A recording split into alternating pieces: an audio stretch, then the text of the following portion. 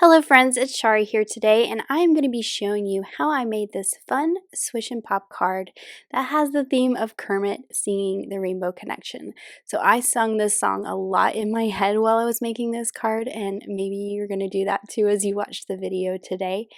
I'm starting out with a 5.5" by 5.5" square piece of Bristol cardstock, and that's what I'm going to do my background ink blending on. So I'm making a very large square card today.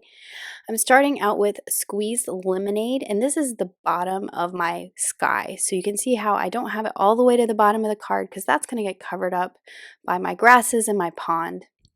I'm going in with Twisted Citron for that middle green color, and then finally I've got peacock feathers for the top. And I did make this super speedy blending just to keep my video time down a little bit today because this is quite a large involved card, but I'm just going back and forth between my colors until I get that nice blend that I want. I'm also going to do some stenciling on top of this. So I use regular distress inks for my background, but for my stenciling I'm going to use distress oxides. I'm going to use my media mat, and I've just put some removable adhesive to hold my piece of paper in place on that mat. And then I'm going to use magnets to hold my stencils. So I'm using the Bayou backdrop stencil, and I'm starting out with the vines. I'm going to put my magnets here at the bottom, but since that stencil is really close to the edge at the top, I decided just to use a piece of tape to hold it at the top. I'm going to use oxides for my vines and my leaves. So I'm going in with a Rustic Wilderness oxide. This is a nice dark green color for the vines. I always feel like the vine should be a little darker than the leaves. And since this is a pigment ink, it's going to sit on top of that ink blended background that I created, and you're going to see it very well. Next, I can take the leaves from the same stencil set and line those up with the vines. There's an etching on the stencil that shows you where to line it up. Again, putting magnets at the bottom and a little piece of tape at the top. And for the leaves, I'm going to use Lucky Clover Distress Oxide.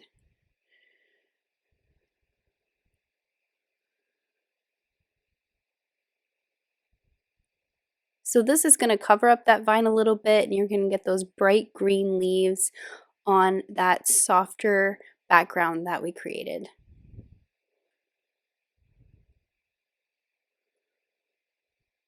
Now before I add the next step, which is some clear gel, I'm just going to wipe off some of this excess ink that's sitting on top of that stencil. So I'm just using a dry paper towel to kind of wipe it away.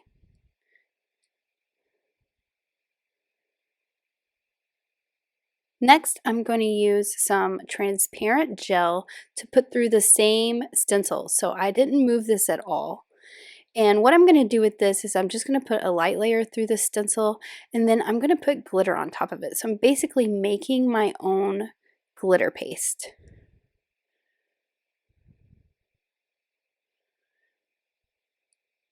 So I've got that gel on top of those leaves, and then I'm just going to dump a bunch of Prisma glitter right on the background. So you can see it's sort of sticking to my ink blending a little bit. That's just because the ink is still a little bit damp. So once it dries completely, I'll just brush that excess away with a paintbrush. So while my background dries on the side, I'm going to work on some of the die cut elements for the card. I'm using the stitched rainbow to create my rainbow, and I'm also using the little music notes die set to create this rainbow with the music, almost like Kermit is singing. So I've got the base of my rainbow just cut from some white cardstock, and then each of the bows of the rainbow I've cut from a different color. So I'm using guava, fake tan, sunflower, peacock, and sugar plum to create my rainbow. I just put some glue all over that base, and then I can easily line up all the bows of the rainbow. I'm also using the new Tiny Gift Box frog add-on die. You can see I've cut my frog from some cilantro cardstock. I've also got those eyes, so there's a solid piece that you can layer behind the white eyes. And then those will just go over the eyes of the box. So you kind of have two options when you're making the box of what kind of frog you want. There's also this piece that you cut that you layer behind the smile. So that's what this black piece is. So that's going to go behind his face. And you can see you could have a frog with small eyes, but to make it look more like Kermit, you know, he's got those big white eyes on top of his head, I'm going to add the white eyes. So I've just layered the solid black circles behind the white ones that have the little arches cut out for the eyes. And I just think that is so cute and looks so much like Kermit.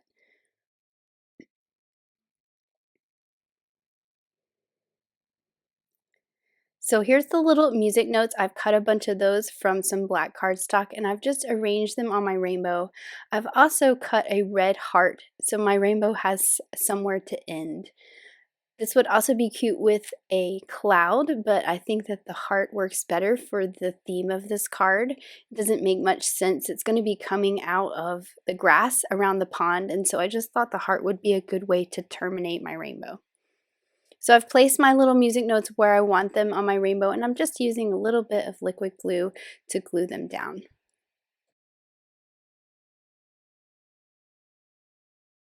So now to cut the part that has the Swish and Pop holes. I don't want it right at the bottom. I want it a little higher on this particular card.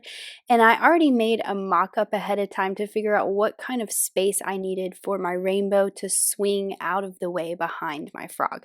So I drew a line here and that's going to show me where I need to cut these little holes.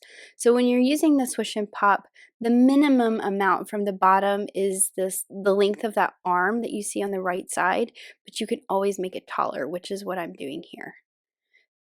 So I've run that through my die cut machine. Everything's nice and dry now, so you can see I was dusting off that excess glitter that kind of stuck to my ink on the background.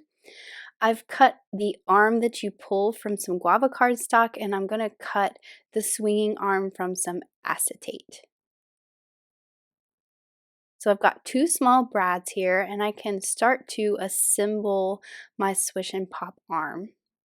So first what you want to do is put the brad through the end of the arm that you're going to pull, and then you're going to put it through the bottom hole on the arm that moves. That top hole is where you're going to put the other brad, and this is going to go through that acetate arm and then one of the holes on the card base.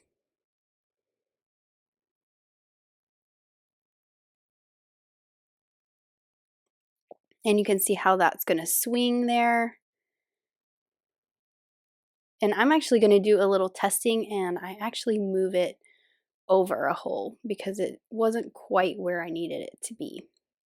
I'm going to cut my grass that's going to cover up this mechanism from some rainforest cardstock. You can see this is much taller than it needs to be. So I'm cutting the top straight piece first, and then that way I can trim it to the height that I really need it to be. So starting out with something taller. And then once I figure out where it needs to be to cover up that mechanism, I can just flip it over and mark it and trim it down to the height that I actually need. So I'm just going to draw a pencil line right along the bottom of my square background cardstock, and I know where to trim my grass. So now to sort of test out the range of motion, I'm going to put two glue dots. I just marked it on there where I wanted them to be. And that's going to hold my rainbow onto the clear acetate arm.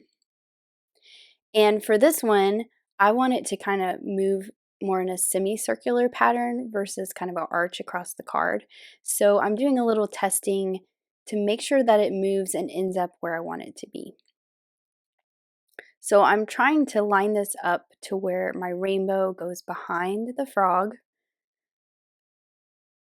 and rotates around that brad and hides behind the grass. So you can see this is me testing it. Works pretty well. So I'm going to continue on. So this is the pond that's going to be in front of the grass. This is peacock cardstock, and I just cut the top of it with a simple stitch hillside to get that rounded look of the edge of a pond.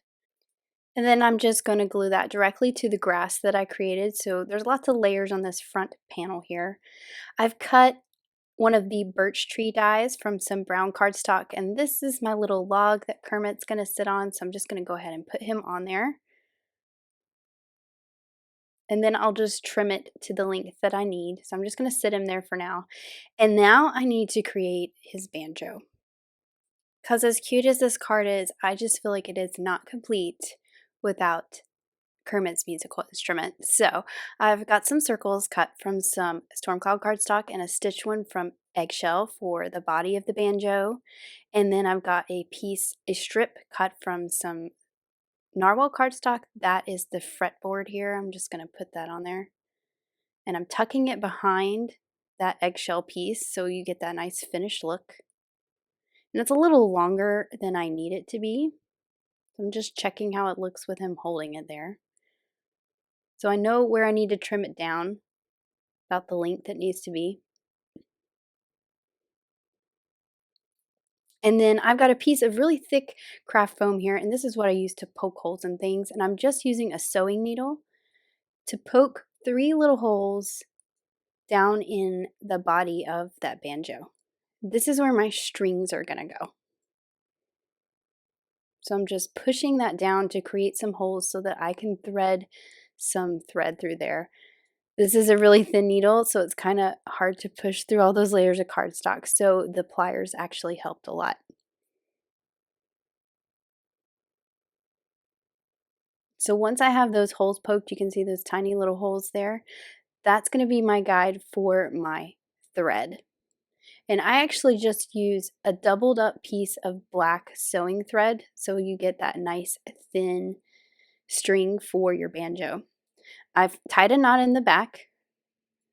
So I'm going to start with one of these holes at the bottom, and then I'm just wrapping it towards the top. And I thought I could just wrap it around, and I decided no, I really needed some holes to thread it through up there as well. And I'm going to cover these up and get that nice finished look eventually. But this held them in place so you get that nice spacing between these openings. I'm just going to thread it back through the top and then go back towards the bottom. And then for the third one, I'll just go right into that hole right beside it and then back up towards the top.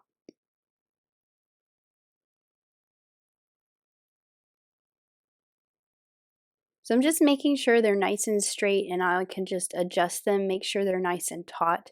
You can see it was a little loose on the back, so I can just kind of pull it and adjust them a little bit. And then once I have it nice and taut the way it needs to be, I'm just looping it through the pieces on the back and knotting it off. So I did a knot at the top, and then I'm also going to thread it down towards the bottom and do a knot at the bottom. So this will hold that thread in place nicely. So I've just looped it through, looped it back through itself so it's knotted off, and then I can just trim off the extra thread.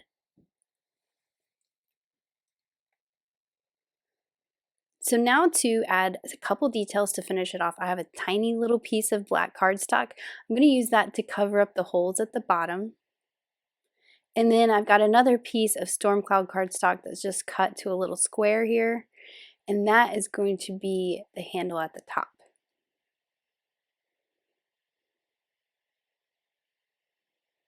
And I think this banjo turned out just super cute. And it's the perfect size for Kermit to hold.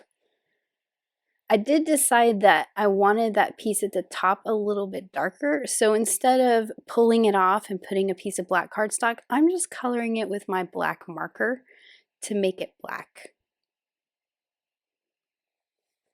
So I'm just going to trim off that extra piece of acetate sticking up past my rainbow now that my rainbow's in the right place and I don't need to move it around anymore. And then I'm going to glue this whole piece to a 5.5 inch by 5.5 inch card.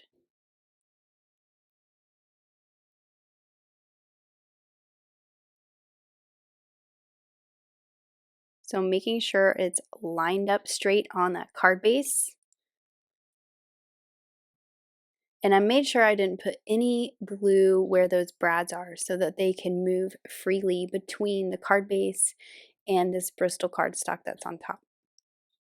So you can see it moves pretty freely. That guava cardstock pull tab is a little bit flimsy, and I am going to reinforce that here in just a bit. But first, I'm going to start by cutting the little notch that you need to grab hold of that tab. So I've got my pieces that go in the front, and I'm using the die that cuts the notch.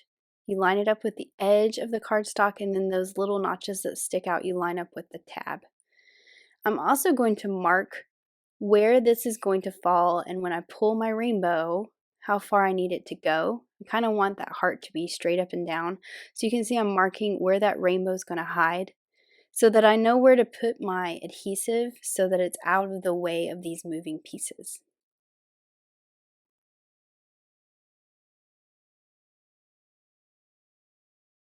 So I'm going to put all this foam tape down here. You can see how I'm moving it around, making sure it's staying out of the way of the moving pieces. But I want it to be very well supported because there's a lot of layers to this front panel that's going to cover this up. And I'm also going to double up the adhesive. So you can see I'm pulling those off and adding a second layer of that foam just to make sure that there's enough space back there for all of this to move around.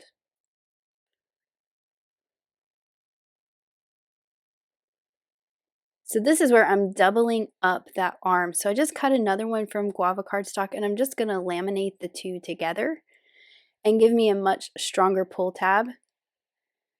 And part of the reason I needed to do this for this card is because that rainbow is a pretty heavy die cut piece. You have to think that it's a bunch of layers of cardstock together. So you're pulling something that is not just a tiny little heart or a star flying through the air. You've got that whole rainbow and it's a little bit heavy. So reinforcing the tab is really a good idea. And now you can see that it doesn't bow up like it was doing before. I've pulled off all the liner pieces from my foam tape and I'm just gonna layer my pond piece on top.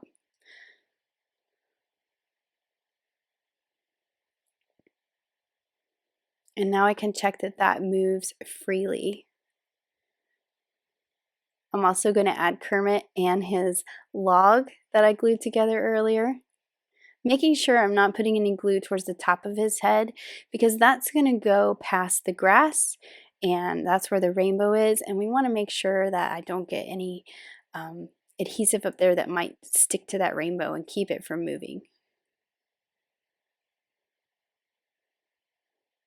So I've got it in place perfectly so that the rainbow hides behind him, and now I can trim off the log as well as the tab that we're going to pull, because now I know where it's going to end up or where it needs to end up. I'm going to go ahead and add that little decorative piece that goes on the end of the tab that has the arrow and tells the recipient to pull the tab for something to happen.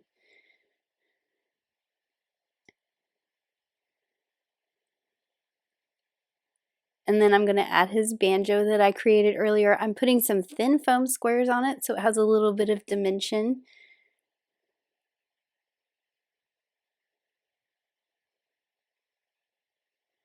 And then I'm going to use the new Slimline Grassy Hillsides.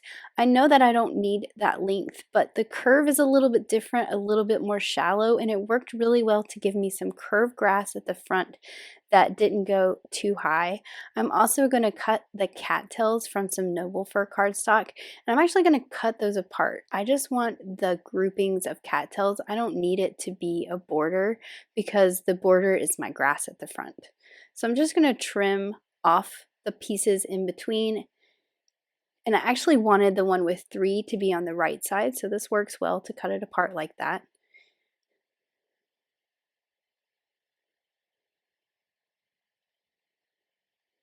And this one I'm actually going to glue kind of sideways to get the cattails where I want because the bottom's going to get covered up. So I'm just going to trim off that extra piece.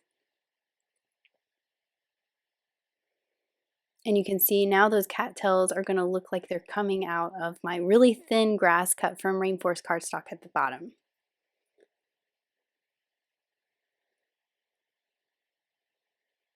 Then I'm also going to add the brown part of those cattails.